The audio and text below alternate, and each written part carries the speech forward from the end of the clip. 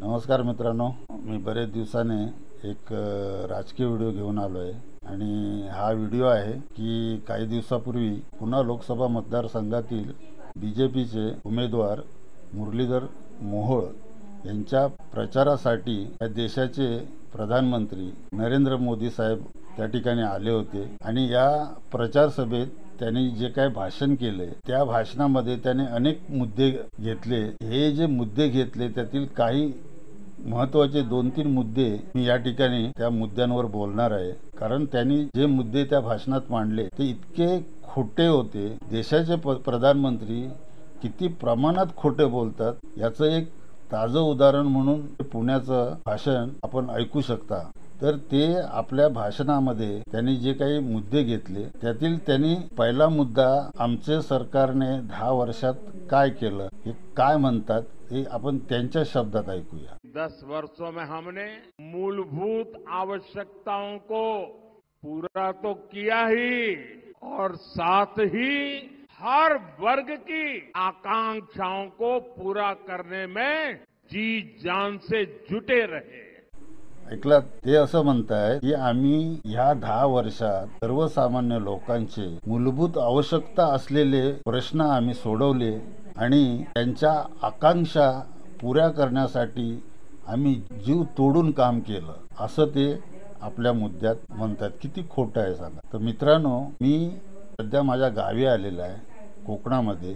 आता कोकणामध्ये मूलभूत असणारे प्रश्न काय काय असू शकतात, तर महत्त्वाचं म्हणजे पाणी। आज आमच्या गावामध्ये जी ग्रामपंचायत आहे त्या ग्रामपंचायतीचे जे सरपंच आहेत हे बीजेपीचेच कार्यकर्ते आहेत, बीजेपी पक्षामध्ये काम करतात आणि असं असताना सुद्धा त्यांनी ह्या गावासाठी हा पाण्याचा मूलभूत प्रश्न सोडवू शकले नाही आणि हे भाषण करून सांगतात की आम्ही सर्वसामान्यांचे मूलभूत आवश्यक असणारे प्रश्न आम्ही सोडवले आणि त्यांच्या आकांक्षा पुऱ्या केल्या। काय आकांक्षा पुऱ्या केल्या? या 10 वर्षात तुम्ही सांगितलं होतं की बेरोजगारांना आम्ही रोजगार देऊ। आजपर्यंत ह्या 10 वर्षात तुम्ही किती रोजगार दिला हे त्या भाषणात तुम्ही का नाही सांगितलं? किती खोटं बोलावं माणसाने। तर दुसरा मुद्दा काय म्हणतात ते पण जरा आपण ऐकूया। आप भी जानते हैं, कोई शहर में रहे या गांव में, अच्छी सड़कों को देखकर, आधुनिक इंफ्रास्ट्रक्चर को देखकर उसका मन प्रसन्न हो जाता है कि नहीं हो जाता? होता है कि नहीं होता है? जरा जवाब देते भी रहिए भाई, ऐसे ही बैठे रहने का नहीं दूंगा मैं।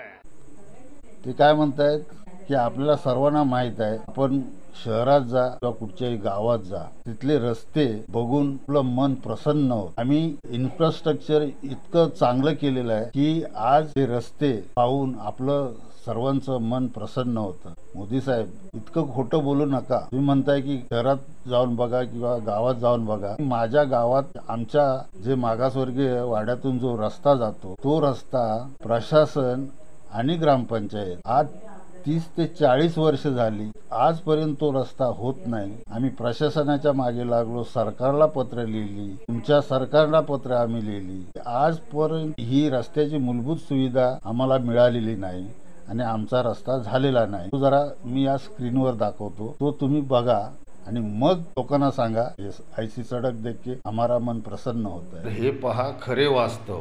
ज्या गावचा हा रस्ता म्हणजे सडक, ज्या रस्त्यावर अतिक्रमणी झालेले आहे आणि रस्ता देखील होत नाही, प्रशासनाकडे दाद मागून प्रशासन दखल घेत नाही आणि मोदी साहेब म्हणतात की मन प्रसन्न होतं।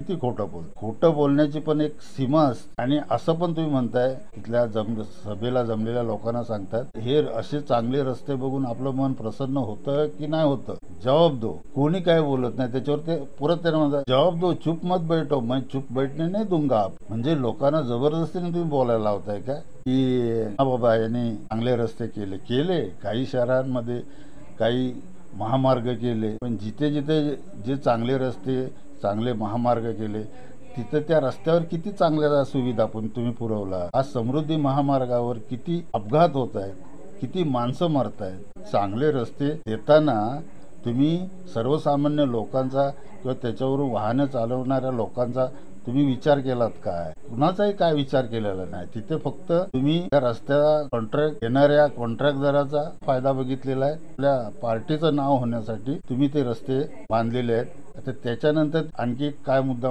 मांडतात हे जरा ऐकूया. और पुणेवासी लिख लीजिए, महाराष्ट्र के मेरे भाई बहन, ये मोदी की गारंटी है, वो दिन भी आने ही वाला है, आप देश की पहली बुलेट ट्रेन में ट्रैवल करेंगे.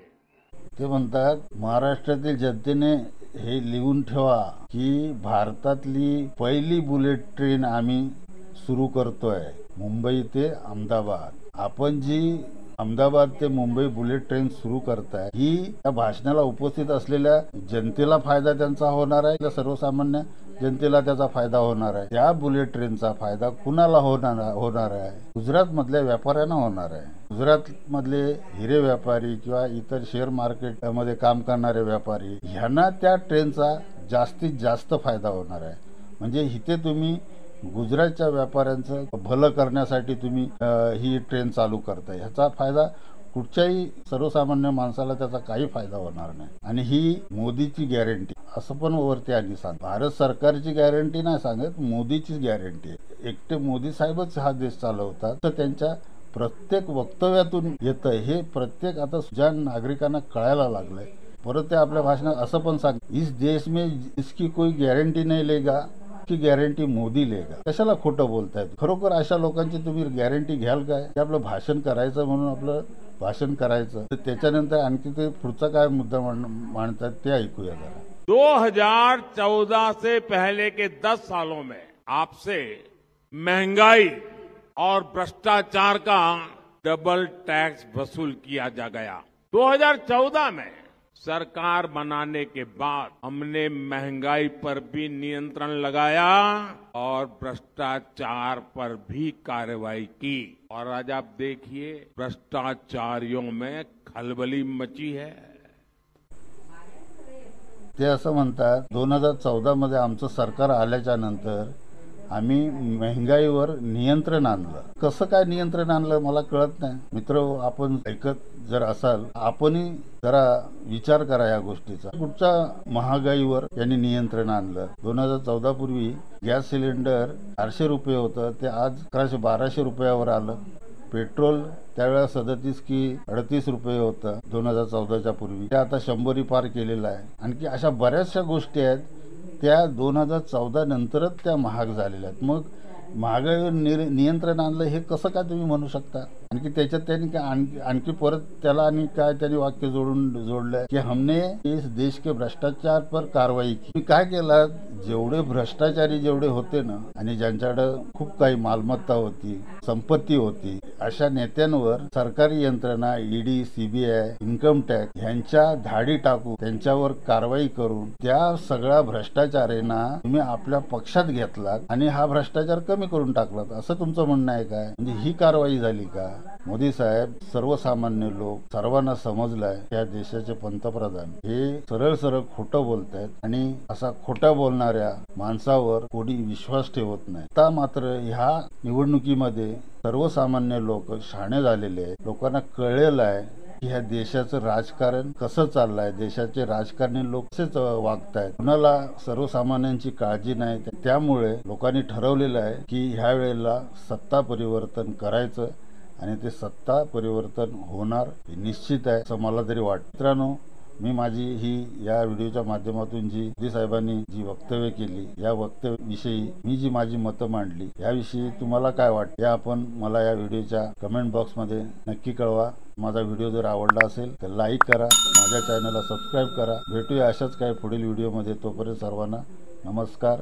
जय शिवराय, जय भीम.